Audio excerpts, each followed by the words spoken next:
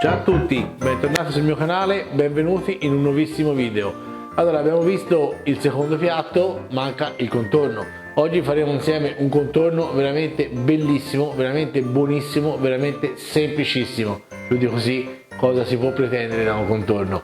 Come sempre vi ricordo di iscrivervi al canale, di mettere like e di scrivermi i commenti. Fatemi pubblicità sempre se ne avete voglia e se siamo pronti, pinza e andiamo a cucinare.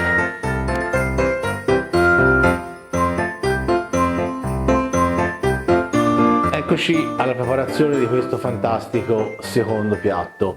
È molto coreografico ma è veramente semplicissimo. Sono le pommes duchesse, che dal francese sarebbero le patate duchessa. Per fare questa preparazione servono un bel po' di ingredienti, adesso ve li elenco. Dunque, gli ingredienti per questa preparazione sono patate che ho lessato con la buccia e pulito, parmigiano, burro, uova, noce moscata, sale, pepe. Mi sono preparato dell'olio ma forse non servirà e la candela è soltanto decorativa. Quindi iniziamo la preparazione rompendo le patate. Allora, io ho comprato questo schiacciapatate. Se avete il passino va bene anche il passino, insomma quello vedete voi. Lo metto dentro. La comodità di questo è proprio questa qui. In un secondo si fa la patata mâché, come si suol dire, quindi tipo purè. Ok, mettiamo questa. Ecco fatto.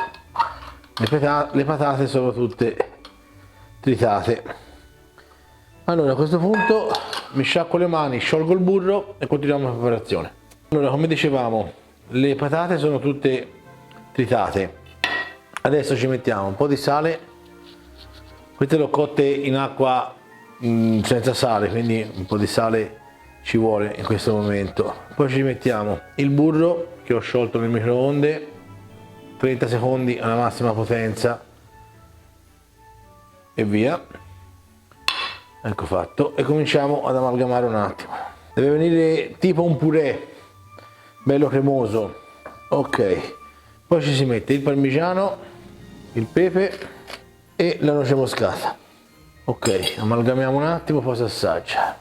All'inizio sarà molto complicato un attimo da lavorare, dopo ci vanno aggiunte le uova, quindi non vi preoccupate se vi sembra troppo duro all'inizio, poco lavorabile. Allora, a questo punto ci aggiungiamo le uova.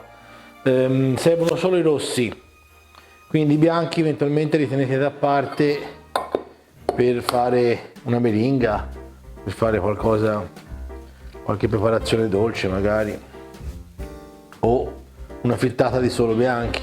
Quindi i bianchi li mettiamo da parte, poi dopo vediamo cosa farci. E iniziamo a lavorare questo composto. Vedrete che appena messi i rossi sarà molto più lavorabile, sarà molto più morbido. Ok, allora ci aggiungo un altro pochino di sale, perché anche i rossi hanno bisogno di un po' di sale, poi dopo si assaggia. Allora, vedete, io non ho ancora messo l'olio, secondo me non serve quasi mai, però dipende dalle patate. A volte ci sono dei tipi di patate che sono veramente porosi, che assorbono tutta l'umidità che li mettiamo, quindi eventualmente si può aggiungere un pochino d'olio e si compensa la patata. Ok, assaggiamo. Allora, manca noce moscata, sale giusto, pepe giusto, quindi aggiungo solo un po' di aroma di noce moscata. Allora, adesso viene il bello, faccio un po' di posto. Praticamente dobbiamo prepararci una tagliettina con la carta forno, un sac à poche e un finalino del sac à poche, quello fatto a stella. Quindi come si procede? Si mette il finalino in fondo e poi si riempie il sac à poche Ora questo impasto non è molto liquido, quindi non c'è problemi. Eventualmente aveste bisogno di tenere il sac à poche su, potete prendere una brocca, la mettete così col sac à poche dentro e la usate come supporto per la farcitura. Qui il composto è sodo, quindi si tiene bene in mano anche la sac à poche. Ovviamente se avete un sac à poche più piccolo lo fate in 2 volte. Questo è grande, ce lo metto tutto. Queste sono 1 chilo di patate circa. Allora, prima di tagliarlo lo compattiamo. Ora faccio un po' di rumore. Ok, a questo punto tagliamo la punta così e semplicemente facciamo uscire il finalino in questo modo. Ora così non è liquido, quindi se dovete cimentarvi le prime volte con il sac à poche sicuramente questa è una preparazione da provare, perché il composto non viene via tutto liquido, quindi potete anche sperimentarlo se fosse le vostre prime volte. Magari i primi non verranno bellissimi come non verranno a me e li rifarete semmai dopo più bellini. Adesso facciamo la forma di uno spumino, vediamo se riesco a formarlo bellino.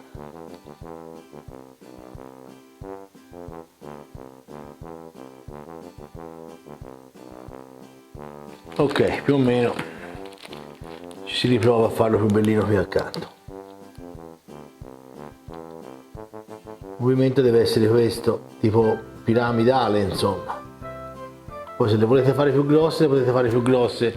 Io le faccio più piccoline perché è tipo bocconcino, viene più carino. Poi quando le servite magari ne disposte in un vassoio, essendo sempre comunque Natale, c'è da stare dietro anche all'estetica. Ok, allora mi diverto un altro po' con queste formine, ci vediamo tra un attimo. Eccoci, allora alla fine ne sono venute 40 con 1 chilo di patate e quegli ingredienti che abbiamo visto, quindi regolatevi voi per quanti insomma sarete a cena o a pranzo. Prima di metterle in forno, che ho già acceso ed è già arrivata a temperatura, vanno spennellate con l'uovo. Quindi un uovo, vediamo appena una sbattutina così veloce. A questo punto semplicemente con un pennellino intingiamo nell'uovo e diamo una leggera spennellatina. Bisogna essere molto delicati perché ovviamente queste, non essendo cotte, sono molto morbide ancora, o meglio sono già cotte ma non hanno la crosticina. Il passaggio dell'uovo non è fondamentale, solo che viene più bellino perché poi dopo il forno, cuocendo il rosso, le fa diventare belline dorate. E comunque essendo Natale sempre bisogna stare dietro anche un po' alla forma. Ecco fatto. Allora, una volta spennellate tutte, le mettiamo in forno statico 180 gradi per 15 minuti, comunque il tempo che si dorino, 12, 16, non cambia assolutamente niente. Ci vediamo tra un quarto d'ora. Eccoci allora l'assaggio di queste fantastiche pomme duchesse, come abbiamo detto all'inizio. Allora, le ho disposte su questo vassoio a tema, sotto c'è Babbo Natale, non so se si riesca ad intravedere. Il risultato è questo, è veramente molto coreografico, molto carino. Queste sono morbide, spumose, sono saporite. Io le ho cotte così, non sono proprio croccantissime. Se vi piacessero più croccanti basta tenerle in forno qualche minuto in più oppure alzarle di livello per avvicinarle al grill. Secondo me questo è il grado di cottura corretto, perché comunque non c'è troppa differenza tra dentro e fuori, però se vi piace il crunch fuori e il morbido dentro siete liberi di tenerle qualche minuto in più. Non voglio sciupare questa preparazione e ne prendo dal vassoio una di queste. Vedete, sono morbide, dentro sono ancora tipo purè, ma sono una cosa